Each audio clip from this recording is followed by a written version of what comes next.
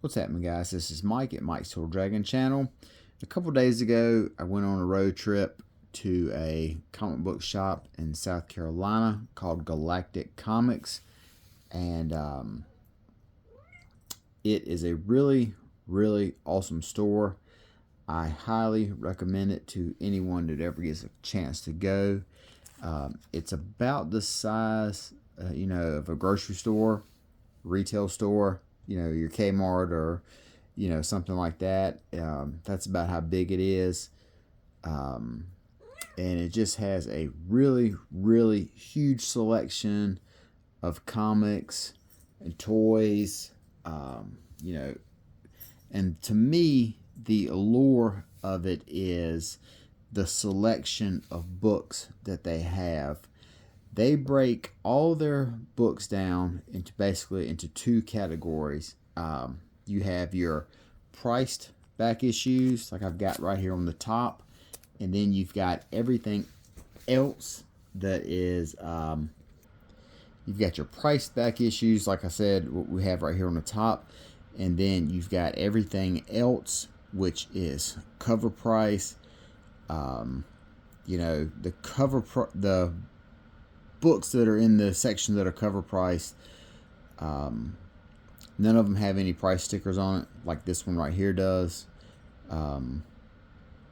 The real big thing, like I said, is the selection. I mean, there must be, oh gosh, I would say easily 500 long boxes of comics. That's just comics. That's not counting the trade paperbacks, of which they have a huge selection as well. All the trade paperbacks are 50% off. But like I said, if I had to guess, there would probably be, it would easily be at least 500 long boxes of comics in there. And fortunately, while I was there, I was able to pick up some. As you can see, I got a pretty big stack of books right here. And I'm going to go through some of them. I was able to pick up quite a few that I needed. I was also able to complete a few runs, fill up some holes in some other ones.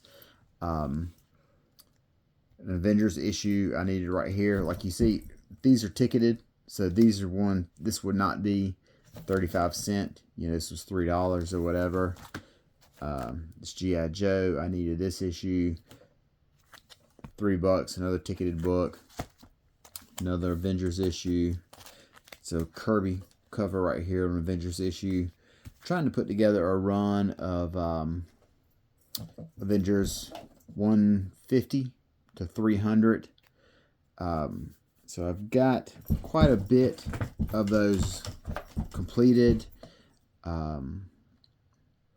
Missing a handful of the early stuff, the ones that introduced the Squadron Supreme, a handful of the George Perez issues. So the Avengers run, those are a little bit more than what I'm wanting to spend right now. If you'll take a look, if you notice, I got really cheap with all these. They're about $3 and $4 each. Some of those other issues run about $8, $10, something like that, which is more than I wanted to dictate. And for this trip anyway, this is a really cool Hawkeye cover right here. This one, like you see, most of these are in really bad condition. These are readers' copies. Now, they had this new Warriors trade. Now, this has issues, looks like issues 1, 2, 3, and 4, and then you've got their first appearance in the two-parter Thor. And I was just talking about this a couple days ago. The how much I like this book. They had this trade paperback, which I picked up. Cover price is $12.99. All their trade paperbacks are 50% off. This is an older trade, which I hadn't seen it around much. So I picked it up, and I figured I could take it to a con, get Fabian to sign it, or Tom DeFalco, Ron Friends, maybe Mark Bagley if he's around. Get everyone who worked on these issues and the Thor issues to sign it. It's a I like to pick books up, take them to cons, get the teams that worked on them to sign it. Kind of makes your con a little bit more exciting as opposed to just hunting and rummaging through back issues. Now, a lot of these books I picked up here are Legion of Superheroes. Like I said, all of these are cover price. So this one's $5.95. Have a G.I. Joe right here that was $4.50. The big highlight of my runs that I was putting together is I finished Legion. You're going to see a bunch of Legion in this stack right here. I got one more issue of this Devil's Due G.I. Joe to pick up. Eternal Warrior. This was a Valiant book that I was a big fan of back in the day. I've talked about Valiant before here on this channel and a lot of their characters. Eternal Warrior was one of my favorites because he was an immortal. So the book was kind of essentially like he was like a James Bond type Highlander character, an immortal that lived forever and was working for some, kind of like a mystical agency, as their field agent. And I always dug this book because I like the concept of a character that is immortal, that has lived forever. I always thought that would be really cool to do. RoboCop versus Terminator. This is the only issue I needed to get this four-issue miniseries complete. Now this is Frank Miller and Walt Simonson, and the plot point of this story is that RoboCop Murphy finds out that part of the technology that was used to create him is also used to create Skynet and the Terminators. So basically a huge battle takes part between him and the Terminators and Skynet and all the other types of devices that Skynet makes. And the creative team on this, Frank Miller, Walt Simonson, just two Hall of Famers right there on this one book. Now, I do have this collected in a hardcover, and I have it signed by Walt Simonson in a hardcover, but I had picked up issues 1, 3, and 4 of this in a dollar box. So I figured since I had 3, might as well pick this up and sit back and I could read the miniseries and then flip it once I get finished with it, turn it in for store credit. Then we've got some more Eternal Warrior books right here. These are all turned around the wrong way. This is towards the back end of Eternal Warrior when the book was close to, and Valiant was about to go under, having been bought by Acclaim. They were fixing ready to fold up and be relaunched, rebranded, or whatever you want to call it. And they never had the success that they would have again. They would never have the success again like they had with the first initial launch. Eternal Warrior, like I said before, is one of my favorite books, and the reason I liked it so much is I like the concept of a character who has lived all throughout history, who's been alive since the beginning of time. And I always thought that would be, like I said, I thought that would be really cool. And a lot of people say, oh, wouldn't you, why would you want to do that? Why would you want to live forever? And everyone close to you would ultimately die and you would be left alone. But the way I look at it is I think that it would just be, you would just get to see so many of achievements that we make. You would get to experience them and see them first. You would have seen the first car, the first moon landing.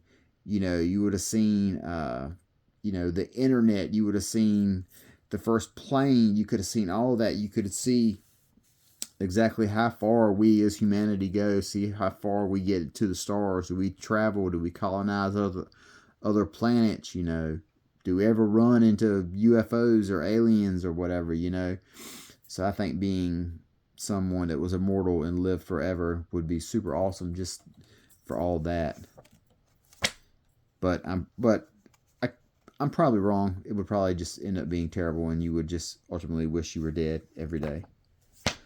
So here's some more Legion of Superheroes right here. Legion of Superheroes is one of my favorite DC properties. Their track record in recent years has been spotty at best. They have not been able to get the this was an issue of Darth Vader that I needed from the Greg pack. So I needed just this one, and I knocked that run out. More G.I. Joes. But like I said, Legion is a book that has not been able to get a lot of traction in recent years. The frequent reboots that they had has alienated a lot of that fan base. A lot of that fan base just kind of gave up.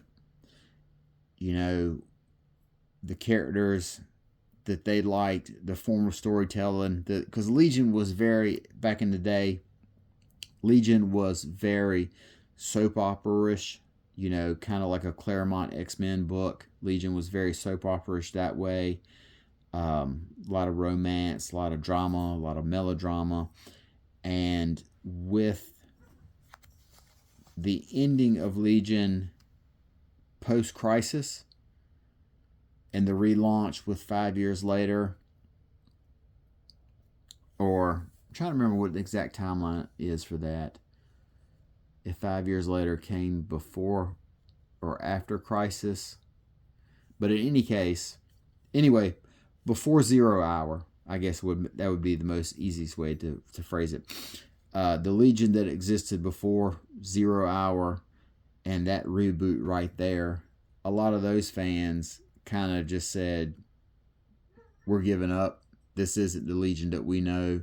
This isn't the style of writing that we're here for, you know, because at one point the Legion and their fandom was a huge, huge part of DC Comics. You know, the Legion was one of the very first passionate fandoms that was out there in comic books, you know. But with Crisis on Infinite Earths and the way that they got rid of the Superboy influence and the reboot, the relaunch that they had of it, a lot of Legion fans walked away and never came back. And I can't say that I blame them, because I would say that the Legion that has been given to us, that DC has produced since about 02, 03, you know, in that era, has not been really anything to write home about. You know, you had that very good Abnett and Lanning Legion book that was just called The Legion. They did a Legion Lost miniseries that was really good. That Legion book is the one that showed that Ra's al Ghul was the president in the future. So you had some real good stuff right there. But after that, you know, the Mark Waid book was fun, but it was not as, you know, that's another book that didn't last terribly long either. And it didn't have that sort of melodrama and that, you know, the romance and everything that the older versions of the Legion had. Here's an issue of Avengers that I needed. Issue number 300. Here's more Legion.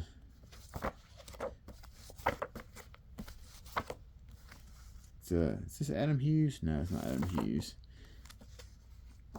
Now this version of Legion right here, this is what precedes this version of Legion right here. In between issues 55 and 108, they have 0 Hour.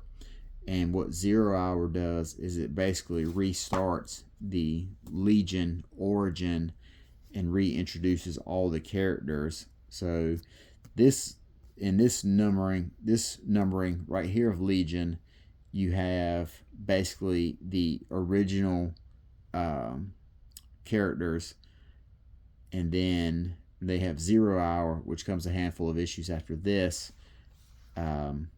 They're all rebooted as younger, and it's basically a brand new storyline and brand new continuity and everything. So all the other stuff essentially never takes place. Legion is incredibly confusing, you know, because there's been a lot of reboots, you know, timelines have ended, other timelines have splintered off. There's been clones that have been brought back. So it's very confusing. I consider myself a very huge Legion fan. And even when I was looking at putting together all the issues and the reading order for it, I still needed to consult the internet. Here's an issue of Shang-Chi I needed. More Legion. More Legion. This is when they did, DC did that gimmick where they had everyone's faces on covers. More Legion here.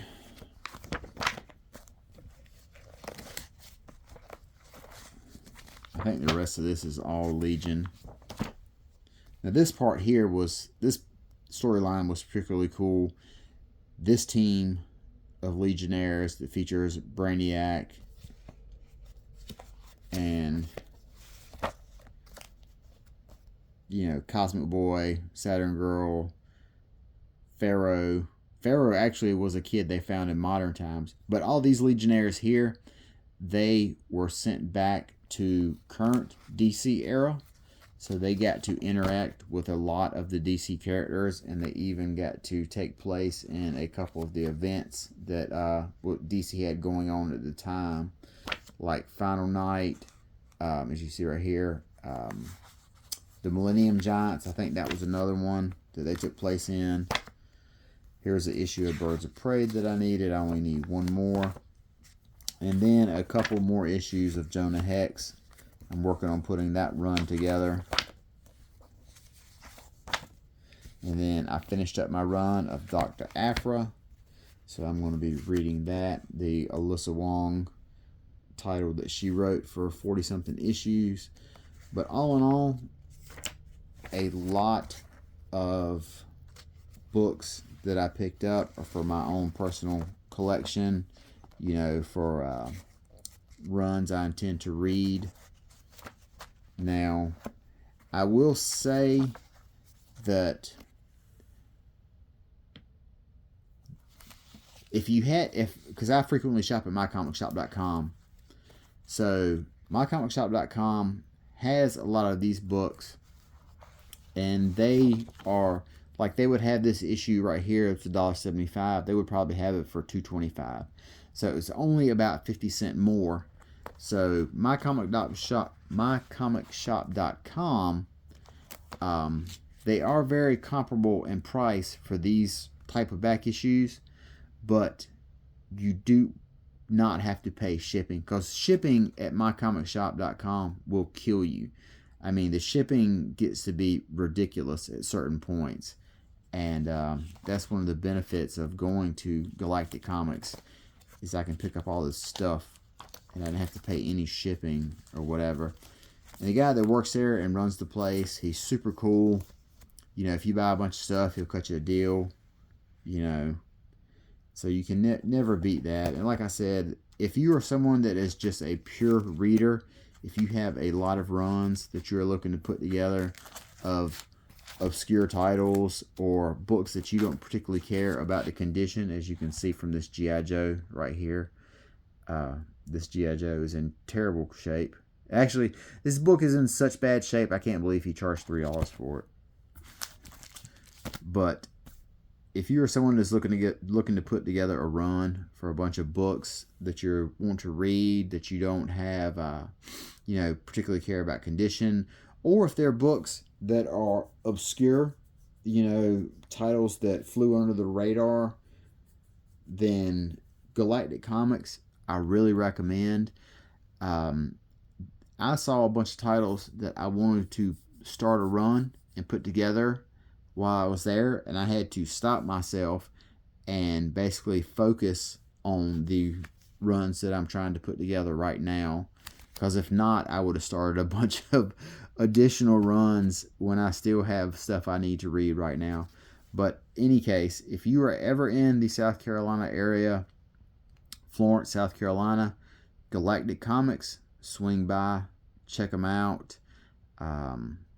tons and tons and tons, hundreds and hundreds and hundreds of long boxes of comics, tons of vintage figures, new figures, you know, G.I. Joe, Voltron, Transformers, you name it, they've got the toys there for them. So Galactic Comics, stop by and check them out. I think you're really going to enjoy that store. I enjoy going to see them.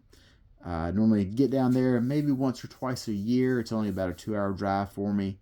So I really like to go and make it an all-day affair. So until next time, you guys take care of yourself. Talk to you later, and bye-bye.